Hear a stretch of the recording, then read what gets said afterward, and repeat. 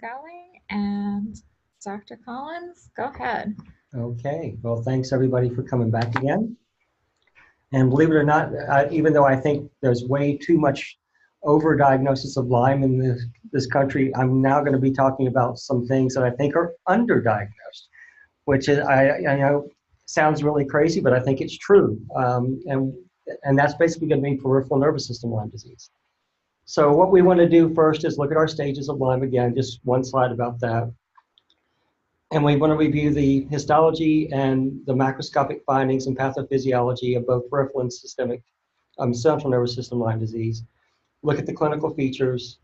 Again, review the epidemiology, clinical and laboratory criteria for establishing the diagnosis of neuroborreliosis. And let me just define what I mean by neuroborreliosis. Means both peripheral and central nervous system in one umbrella. And then we'll talk about the recommended treatments for neuroborreliosis that have now come out that have changed. So again, what Russ just said is this is early disseminated Lyme disease. Your central nervous system Lyme disease and your peripheral nervous system Lyme disease are usually second stage, early disseminated. And in fact, in most cases, your serology is going to be positive by the time you're into this point because you've had it long enough for that to occur, although there are exceptions to that we'll talk about. Okay. So this is a nice quote by a guy named John Halperin, who's been writing things on neuroborreliosis now for probably 20 years. He wrote the up-to-date section. He writes papers on neurologic Lyme disease all the time, and I thought this was worth just looking at what he says about CNS Lyme and neurologic disease in Lyme. So I like this thing where he says the complexity of nervous system function can result in quite varied phenomenology, well, I can't say it, phenomenology in any given disorder and overlapping symptoms among different ones. To bring order to this chaos, neurologists approach the disease on the basis of pathophysiology, not phenomenology. Much of the confusion regarding Lyme neuroborreliosis can be traced to well-intentioned non-neurologists focusing on phenomenology. So I also think it's important to say acute neurologic involvement occurs within weeks to several months after the tick bite and may be the first manifestation. And it is distinctly, this is a direct quote from him, it is distinctly unusual for an acute facial nerve palsy or meningitis to occur many months or years after initial infection. And I think that's important to keep in mind. So here's actually what you can see on the pathophysiology. This is a MRI of someone who had Lyme meningitis. And the top panel, you can see I'm hoping, let me see if I can point this out to you. Let's see. Oh, already I screwed it up. How do you make a pointer work? Very lightly. Yeah, very lightly. Just a gentle touch. So if you look, you can see the meninges lighting up here. And this is before treatment. This is after treatment. So you don't see this very often, but it's the same patient before and after. And what I want to point out with this is not only can you see the meninges inflamed, you can see that it was fixed. So, you know, with 2 weeks of whatever this person got, I think it was ceftriaxone, it's gone. It's, you know, this is clearly better. So that's one of the ones I wanted to point out there. So we can keep going. And this is peripheral nervous system Lyme disease. This is cranial nerve 7. And I love this slide because, again, it's showing you. If you show me where all. These little, they're arrows here. I don't know if you guys can see the arrows showing where the cranial nerve 7 is exiting the cranial foramen. I forget which one it is. And then here's the actual nerve over here on the right. If you can see, it's coursing through and it's lighting up. And so this is clear macroscopic evidence of Lyme, peripheral nervous system Lyme disease. And then the after is down there again, where the same areas are no longer lighting up down there where the cranial nerve 7 was exiting. So I know that's probably kind of hard to see, but again, I think it's nice to show you that this is certainly looks curable if, even on a macroscopic level.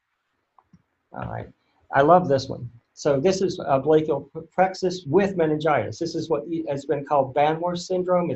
They diagnose this a lot more in Europe, and I think we miss it more here than we diagnose it. I don't know that it really occurs less here. I just don't think we're in tune to it as much. And I'm not the only one. And when I read through here, that's what all these experts are saying. But if you can see, the brachial plexus on the right is clearly lighting up. And there's no way for you to know looking at that this person had meningitis, but they tapped them and they also had meningitis. And that's what Van Wert syndrome is. It's basically you've got peripheral nerve and you've got central nerve involvement, central nervous system involvement. And that's what this person had. And then finally, this is rare, but this is where I think this patient was heading in Brussels without him having called him, is Lyme encephalitis, which is where the brain parenchyma itself is infected. And you can see again the lighting up on the left and better again on the right. So this is fairly rare, but it can happen. I've had one case myself. And so the treatment is still 14 to 28 days, but we'll get, in fact, let me say that we'll get to that in a second. Okay. And I think this is something that's worth looking at. This is from, done with, they infected Rouse monkeys, or roast, I don't know how you say it, monkeys with the Lyme Borrelia burgdorferi. And then they did these tissue sections. And what you're seeing here is on the top, let's see, peripheral nerve, that's a peripheral nerve right there that is inflamed. And this is a spinal nerve root that's inflamed. And this, I'm not sure I can really explain well, but this is basically where they had degeneration because of the infection. So there's been some permanent damage there. And down here at the bottom is basically after treatment where everything looks normal again. So that's what, again, this is something I don't think we look at enough is the histology. Okay. So we all know about this one, the cranial neuropathy of Lyme, which is usually cranial nerve 7, but it can involve any cranial nerve, not just 7. It can be bilateral, and you guys know that. And everybody's in tune. I think every time somebody sees somebody with a facial nerve palsy, they probably send a Lyme antibody. Very likely. And you see, I thought it was kind of nice, again, the same photo, you can see this is a bilateral case of Bell's palsy in this situation where it's lighting up. And so again, you know what Bell's palsy looks like. You can't close the eye if you have the right facial, or the facial droop on the affected side. So I also personally have to go back and look at my neuroanatomy because it was the worst subject in med school for me. And I had to figure out what radiculopathy versus plexopathy versus mononeuropathy, all that stuff. So I thought it would be worth at least making a little definition of each one. So radiculopathy is what it sounds like. It's an inflammation of the spinal nerve root of some kind. And radiculopathy, again, reported more in Europe, but I think they're under-recognized in the US. And literally, people can present with what you think is a compression neuropathy in the cervical, thoracic, or lumbar spine. It looks identical. You can have someone coming in with, pain in their neck going down their arms, which you think, oh, it's, they're going to have spinal stenosis in their cervical spine. And the majority of patients you see probably will, but in the right clinical context, then you have to start thinking about other causes of these radiculopathies, including Lyme disease. They can present with sciatica. So you need a high index of suspicion, but you also need to put it in the clinical context. Okay. And again, here's that same picture of the plexopathy on the right and the brachial nerve plexus there. You can also get an identical involvement in the lumbar sacral plexus. And people can present with sciatica, bad back pain. And so this is something I don't think about very often when I'm looking at somebody with back pain. And I'm not saying it should always be on your list because, someone in their 80s in a nursing home going to come in, you're not going to think, oh, this is Lyme. But someone who's active, and again, it's in early disseminated Lyme disease. So, it would be something that you should think about in the right clinical context with exposure and outdoor activity. Have any of you actually seen peripheral neuropathies from Lyme? I'm just curious. Anybody? Well, it's made me think about the last 10 patients I've seen with symptoms that could go along with it. Maybe I have, and maybe I don't know it. Well, I think that's true of me too. Yeah. I think maybe I have, and maybe I haven't known it. And you can get this mono and polyneuropathies and a mononeuritis multiplex, which again are more than one peripheral nerve involvement. People can get sensory and motor dysfunction. The majority of the pathophysiology seems to be axonal nerve damage. There is some demyelination in cases as well. And again, I just put this up here to kind of go through what's mono and what's polyneuropathy because, again, I'm not a very good neuroanatomist or neurologist. I just had a patient the other day that came in with ring and pinky finger with his paresthesias. And my differential was, is this peripheral or was this a disc? And so not on my differential was this Lyme disease, which obviously it should have been. And so Nicole Coates, too, just mentioned that she had a college student that presented with those symptoms. Cool. So my radar is now up a little more than it has been because I think this is something we've been missing. So again, we just talked about demyelinating and mostly axonal neuropathies. Okay. So I think this is important to think about, except for everybody knows about Bell's palsy, but we need to start at least thinking about peripheral nervous system Lyme presenting as one of these complexes, monopolyneuritis, plexopathies, radiculitis. And again, you got to have a high index of suspicion plus the right clinical context, meaning right geography, plausible history of exposure, compatible clinical features, which are these. And the serology is usually positive at this stage. Again, this is early disseminated Lyme disease. It is possible to have the peripheral nerve involvement happen early enough to where you might have to repeat the serology in 4 to 6 weeks. And in that situation, if you have a high enough clinical suspicion, my recommendation would be go ahead and treat. You're not going to mess up your serology, and then repeat it in about a month and see if it turned positive. And if it didn't, you got to go somewhere else. But again, that's in the proper clinical setting. By the way, but that's not a very common thing. It's probably only about 10-15% tops of people who present with peripheral nervous system Lyme. The vast majority of these people are going to have positive serology. I just want to point that out. In fact, this is again a Halperin quote. He says exactly this: with the exception of the first 4 to 6 weeks, when the specific immune response has not yet developed sufficiently to provide a measurable antibody, that Lyme antibody testing is highly sensitive and specific. Apart from the uncommon instance when cranial neuropathies or radiculopathies occur in this setting, the diagnosis of nervous system Lyme disease should be made only with extreme caution in patients who are seronegative. And I can't tell you how important that is. I got someone referred to me last week that had been to a, quote, chronic Lyme group of people, never even had positive serology, and probably has multiple sclerosis that was misdiagnosed. Okay. So I'm just showing you this again. This is the standard two-tier. We start with an enzyme immunoassay serology, and then if it's positive, you go to the Western blot. And what you can see sometimes in peripheral nervous system Lyme disease is you may actually find, again with compatible clinical syndrome, that your EIA is positive, but the Western blot hasn't become positive yet. That can happen. And again, you just have to think about what the risks really are and whether you think it's, you're going to have to interpret that in light of the clinical context. Some people do what's called a two-tiered EIA testing, which is basically you use this enzyme immunoassay and something like a C6 antibody, which is a more specific antibody to one of the proteins on the surface of the Lyme, the spirochete. But I think in our lab, you're just going to get the standard stuff. And if you do the two-tiered EIA, you probably will pick things up a little bit earlier. But by and large, I'm not sure that it's worth it to have these more specialized tests, at least at this point.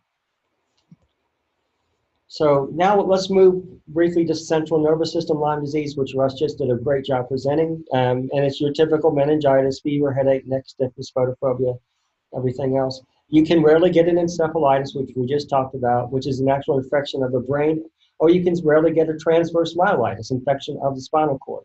But in both those cases, you should see something indicative on an MRI, and there should be clinical findings to make you think to get the MRI. Someone with encephalitis is going to be a lot worse looking than someone with meningitis, and someone with myelitis of this spinal cord should be having some neurologic deficits that would alert you to get an MRI. And again, the same time frame, a few weeks to a few months. So again, everybody knows what the typical features of meningitis are, but again, interpret in the right geography and possible exposure history. You should have positive serology in over 90% of cases of meningitis. So yes, there'll be a few that may not have positive serology, but they'll be the exception.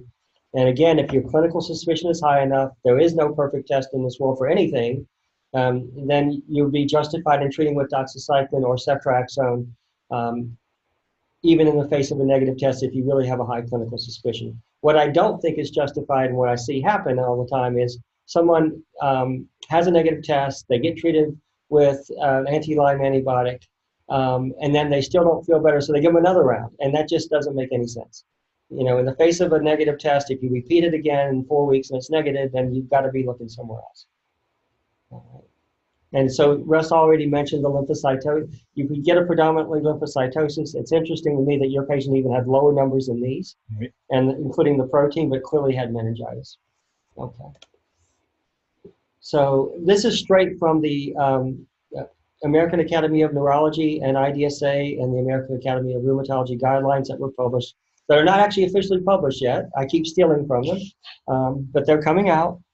So they talk about here, when you're looking for Lyme either in the central or peripheral nervous system, they recommend serum antibody testing rather than PCR culture. And that's a strong recommendation with moderate evidence. And I like the way they put this. If you decide to do CSF, and I think you probably should when you're thinking about meningitis, because guess what? Not every case of meningitis is going to wind up being Lyme, and the only way you're going to know is to do with the spinal tap and make sure you're not dealing with something else. We just had a listeria case during Lyme season this year. We had a listeria outbreak, presented with meningitis, and it's Lyme season, but you got to keep your radar open to other possibilities. And so I would say, and you'll see why I'm saying this in a minute, because it's now possible to treat Lyme meningitis with just oral drugs, but I would still strongly recommend that these people get tapped. The other thing that is talked about, and we'll talk about it here in a second, is serum to CSF antibody index for Lyme. Okay. And again, this is another second quote from Halperin. Early serologic testing was far from perfect, spawning the often repeated opinion that it is generally unreliable.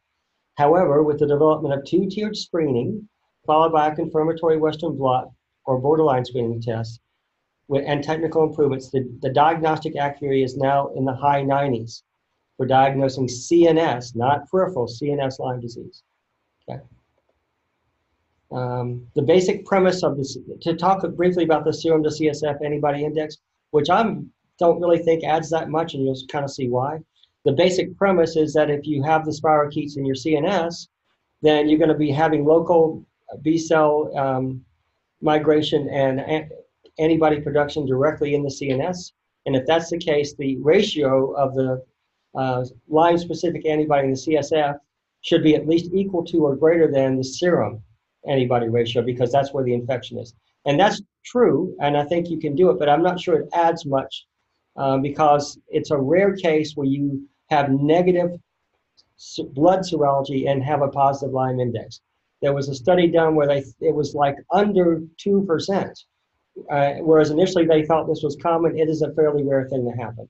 So I don't think it's wrong to order this, but I don't think it adds very much myself. And this is also important. This antibody index can be positive for years. So someone can have had Lyme years ago, and you can still have this happening. They can still be having antibody production in their CSF. So you cannot distinguish past from present infection with this test. What you can do is interpret it in the context of the other CSF parameters. Do they have pleocytosis, or do they have high protein? And then in that clinical context, you can say this is acute infection. But without a CSF pleocytosis, you're probably looking at a past infection. Okay. So again, the new guidelines, what about PCR culture? It often comes up. I've only seen one positive PCR in my life in CSF, and that was in a patient that was immunocompromised that probably had a higher burden than most people. Unfortunately, there's such a low burden of organisms that it's not usually possible to use these tests to diagnose CNS Lyme. They did a meta-analysis in Europe and US studies, and they basically showed 17% sensitivity of PCR in the CSF, and in the US separate study, 5% sensitivity. So PCR is not good to diagnose CNS Lyme. I would not recommend you order it, okay? And culture is very bad. So with Lyme disease associated meningitis, cranial neuropathy, radiculopathy, any peripheral nervous system, they recommend either ceftriaxone, this is treating both peripheral or central, ceftriaxone parenterally, penicillin parenterally, or oral doxycycline. So this is a change from the old guidelines. It is now acceptable to treat people with Lyme meningitis strictly with oral doxycycline, and that's a change. And the reason was there's been a lot of evidence that's accumulated that that works just as well as ceftriaxone parenterally, okay? So the decision basically rests on, like what Russ is talking about, can they take PO? Can you rely on them to get it? That kind of stuff. And it's certainly okay to start out with ceftriaxone and switch to doxy. So when they're feeling better and they can take PO, you can switch them. And you still have the same treatment duration. You don't have to go forever, 14 to 21 days. There's no reason to go beyond that. In fact, I tend to treat 14 because I think in many ways, the less the better, because people do get complications from antibiotics. So unless I have some good reason to treat for 21, like an immunocompromised patient, if they have normal immune system, they're responding well, I'll stop at 14. So this is one of the articles. I didn't go into this in detail because I didn't think I was going to have time, but this is one of the big articles that showed oral doxycycline worked just as well as ceftriaxone for Lyme neuroborreliosis, both peripheral and central. I didn't really talk to you guys about intracranial hypertension. You can see that sometimes in children that present with Lyme. It's much more common in children. And it looks like a pseudotumor cerebri. So this is straight out of Up to Date, and it's way too small, I'm sorry. But yep. This gives you actual dosing of stuff. But, basically it's the dosing about for CNS Lyme, ceftriaxone, 2 grams once a day, 14 to 21 days. Doxycycline, 100 milligrams POBID, 14 to 21 days. And so it is totally acceptable now. Remember, the American Academy of Neurology and IDSA have signed off on being able to use doxycycline for CNS Lyme and for peripheral nervous system Lyme. The one caveat is Lyme, oh, no, go to the next one, you're good. Lyme encephalitis is still the odd duck out there. If you have true Lyme encephalitis, they still recommend ceftriaxone for 14 to 28 days. So that's the one exception to you can use oral therapy for CNS Lyme is if you have a true encephalitis. Otherwise, everything is equal. And I think that's just because there's so few people, it's not ever going to get studied, So that's all I got. Great. Any questions? I hope. If so, Russ will be happy to answer them.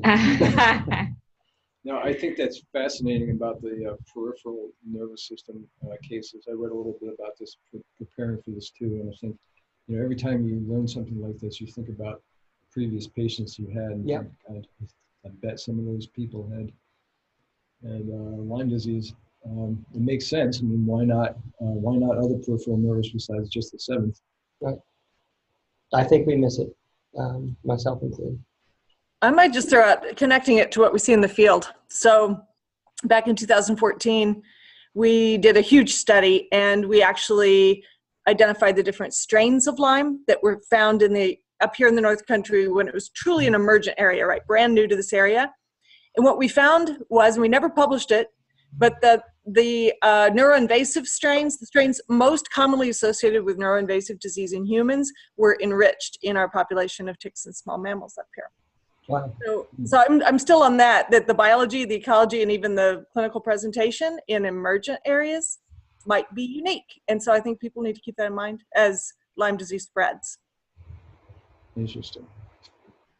So who knows? I mean, you see so few patients, but are you seeing a higher percentage of neuroinvasive disease here versus in endemic areas? That would be a really interesting question to answer.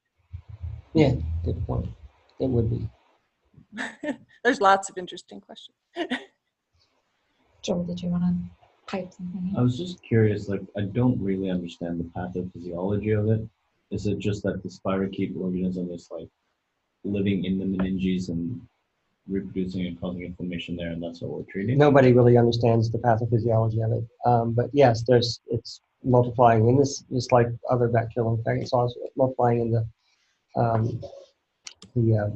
subarachnoid and the subdural space, and I'm sure on the surface of the meninges, just like in those monkeys that they were showing.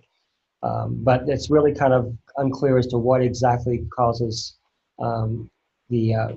whether it's some, especially with peripheral nervous system, there's some controversy of whether it's really inflammation or they just don't know.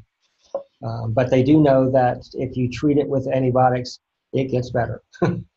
So there's some idea that maybe it's immunologically mediated, but because they can't really isolate that many organisms in the peripheral, and I think that's just because, just like syphilis, it's a lower inoculum to cause infection than some of the other things, although it's still clearly higher than syphilis.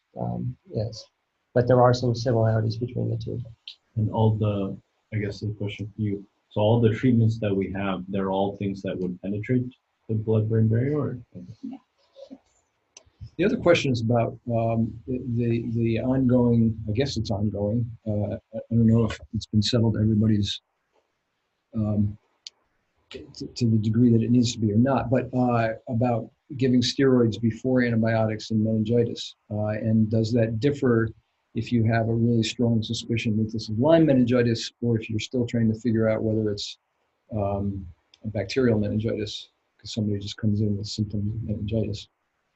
So good, very good question. I think it's going to be a case by case in my mind. For instance, if you're really suspecting Lyme, I probably wouldn't do the steroids. I don't think there's any evidence that works in Lyme. Like this guy I had, you wouldn't give steroids. No, and then the other thing is, I just want to point this out because it's fresh in my mind. Listeria meningitis is a case where steroids make it worse. The mortality goes up if you give steroids for Listeria meningitis. So I don't think we should be totally on the bandwagon of everybody gets steroids for meningitis, because there can be harm done. If you've got somebody that's coming in, that's elderly, that's got risk for pneumococcal meningitis, I can get it. I understand why you would want to do it, because you've only got a small window to do it. But when your clinical suspicion is like this for Lyme, I would not be doing steroids. And I know there's less chances of cryptococcal meningitis, but it's also not recommended. True. Yes. Any questions from the group? Comments? Things you've seen personally? Just to reiterate then, so there's no real difference between treatment for peripheral nervous system Lyme and central? Correct. There is no difference in treatment. You treat them both 14 to 21 days. No different. Have any of you seen meningitis in any of your patients this year, or no? We have had at least, I know of at least 2, I think, that we've had. So that's our nervous system one. Next time we'll probably move on to the heart and do that one. So I have a question for you as a pharmacist. Is there any way to get doxycycline more reasonably priced somewhere? Unfortunately, it's all what the manufacturer gives to us, and it's the drug pricing from the drug companies. Right. So, It's yeah. criminal. It is. It is. All right, well, we are just about at time. So if everyone is all set, thank you for joining us. Thank you, Dr. Hartung, for presenting. My pleasure. And we will see you guys next time. I should be able to send out a list of future dates within the next couple weeks. And definitely shoot back those CME forms. That way you can get your credit. Thanks, everybody, and have a good afternoon. Thanks. Bye. Take care.